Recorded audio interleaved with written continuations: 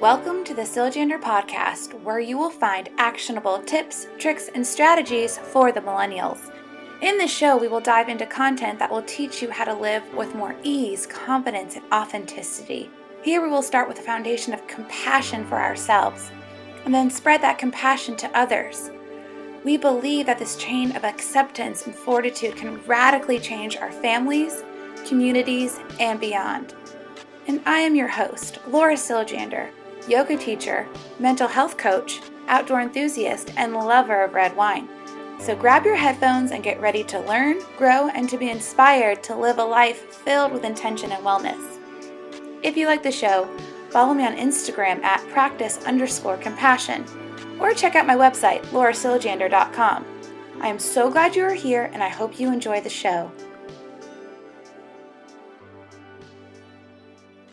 Hey Earthling, thanks for joining. This is great. I'm glad you're taking time out of your day to learn something, to better yourself, to dive into taboo topics that are scary and not very approachable or talked about very much. So thanks for being here. Thank you for your support. If you've been listening for a while, or you at least listened to the introduction, or if you follow me on Instagram, I'm all about compassion and forgiveness and putting the humanity back in people and not drawing lines in the sand. But today I want to talk to you about a healthy dose of being upset and angry. A healthy dose, not where it eats you alive and you're carrying around this 2-ton backpack of anger. But I want to talk to you about it's okay to get mad sometimes. And it's okay to say I've been violated and that's not all right. So I really wanted to talk to you about this topic. It's not all love and kumbaya. Man, I wish it was like that. I want it to be like that. That's the world I want. But sometimes we get violated, and we need to have those moments of clarity where we realize that's not okay, and I'm mad about it. Because a lot of women specifically are told that we shouldn't be mad. Don't be angry. Be quick to forgive. Be sweet. Be kind. These are tiny little messages that we are fed. And gentlemen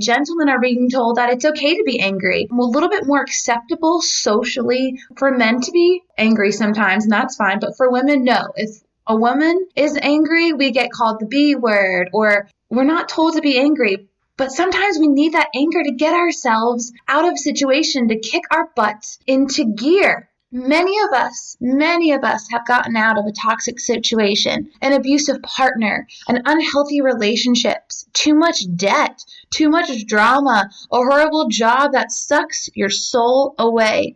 Just to name a few. What toxic situation have you been in, or are you in right now? I'm going to get a little bit vulnerable with you. My first romantic girlfriend I had was at age 19, and it was overall a very unhealthy relationship. I allowed myself to get so swept up by the relationship that I would begin to let things slide. I allowed her to spend my money when she ran out of hers, to flirt with other women, to control me in ways that I let opportunities go because I knew she wouldn't approve of something that she wasn't a part of. She would get drunk, she would start fights. But at the same time, you have these true feelings for one another. Love, admiration, chemistry, a bond that is so tight. I knew I wasn't strong enough to sever it, even if I wanted to. In my mind, I knew that this was not a good situation, but my heart and my mind were on two very different pages, and there were so many good things about this person. Does any of this sound familiar to you? I know I'm not alone in this. There are these horrible sides and there are these wonderful sides. A lot of times I tell my folks who are going through something like this, is even a serial killer is charming and has a lovely side. But at the end of the day, they're still a serial killer. I know that's a little bit extreme, but I don't think it's enough to say that this person has potential. They have this lovely side. Anyway, I digress. I'm not a victim in this. I mean, maybe a little bit, but to be honest, I allowed this all to happen. I allowed her to control me. I let her drink too much. And while she was at it, spend money that she didn't have at strip clubs. I did this. I allowed this because I wanted to be the, quote, cool girlfriend, unquote. At any point in time, I could have said no. I could have said no to all of this. At some point, I could have broken up the relationship. I could have said no more and that I had enough, but I didn't. I just allowed it. And I waited. I waited until I felt so violated that I knew that the only way out was to not indulge and engage in my love and my compassion and my forgiveness. But when I finally stopped numbing myself, I let my anger, my sadness, my frustration, and my violations sit. I was sitting in my room and I felt an equal amount of love for her, but for the first time, I felt an equal amount of anger. I was mad. I knew I finally had enough. No more. I'm done. I've been pushed too far for too long. I have had enough. I had to hold this healthy amount of anger so I could be free, to get away, to sever the ties, to stand up for myself when she tries to manipulate me again. I had to use this healthy amount of anger to strengthen me, to get me out. I didn't suck the humanity out of her, but I did have to hold on to my anger just long enough to get out and away from the situation. I know this sounds strange because my life motto is to practice compassion, and here I am talking to you, telling you to hold on to anger, but I am temporarily holding on until you can get out of there. I used it as fuel, and I laid on the gas every time she came back until she finally stopped. It took a while. Then I could stop. It was as if this emotional hurricane tore through my town, and there was wild rain and thunder, and I was so fearful that my house would come down. But it didn't. My house stayed intact, and some trees may have fallen over, but that could have been fixed. The rain eventually stopped and the sun came out, and all that fear, anger, manipulation, frustration slowly, with time fell away.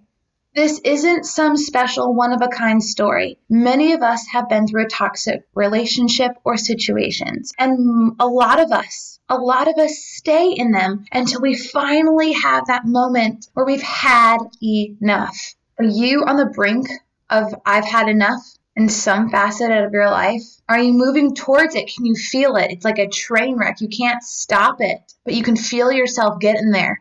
Have you had that moment of having enough? What did you do about it? This isn't about being rational anymore. This is visceral. This is so much deeper. You can feel it in your gut. Your heart rate goes up. Your voice trembles a little bit. Or like mine, I get more intense. I remember my vision got a little bit blurry when I had this moment. When we have those moments of I've had enough, our lives change. When we go through these moments, we change because it goes beyond our comprehension. And we feel something inside click saying no more. No more. When we fall, when we ask, how did I get here? When we are backed into a corner, that is when we change. When life is going okay and we're just kind of jiving through life and things are just going fine and you're okay. You're not totally okay with these situations, but life is fine, whatever. We don't usually change. We stay in that.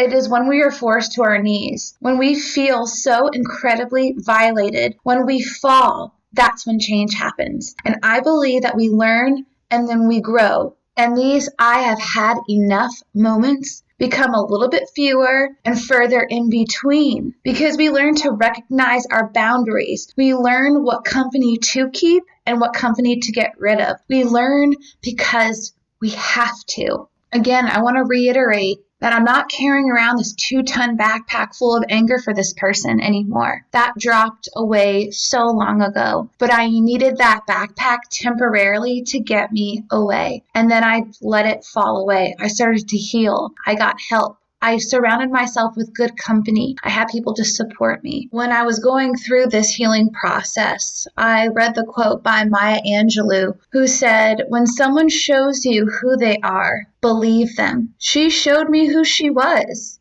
And I believe it was me who decided not to see it. She even told me, I'm jealous, I'm bad with money, things like that. But of course, I said, no, don't say things like that. I wanted to see something different. When someone shows you who they are, believe them. Because they know themselves better than you. They've had a longer relationship with themselves than you. Now, I know this was a very relationship-centered episode where I was really focused on relationship with I've had enough moments, but it's not just in relationships. This can be in your life work, in your 9-to-5 grind where it's just not making you happy and your boss is on your butt and you've had enough. When you've rang up all your credit cards and you're heavy in debt and you've had enough, you need to make a change. It could be in different ways too, not just relationship. That was just the one that really honed in on this concept and this idea. I know I'm not, again, the only person who's been through something like this, where we are backed into that corner and we don't know what to do, but we have to change something. Those are the moments that change you. And if you've had one of those moments and you wish to share about them, I would love to hear from you. Thank you so much for joining me. I know this was a more intense Siljander Podcast episode, but I just really wanted to cover that sometimes we need that anger. Sometimes we need to be brought to our knees. Sometimes we need to fall and have those moments of I've had enough and I'm not okay with how I am being treated and what the situation is. If you've never gone through a moment like that, maybe this filled you in a little bit on maybe a loved one who has. Again, thank you so much for joining me. Your support means so much to me. If you could rate and review my podcast on iTunes or wherever you get your podcast from, that really, really helps me out, and I do appreciate it. And I check all the time. Practice compassion, y'all, this week, on this day, but it starts with you. It starts with you.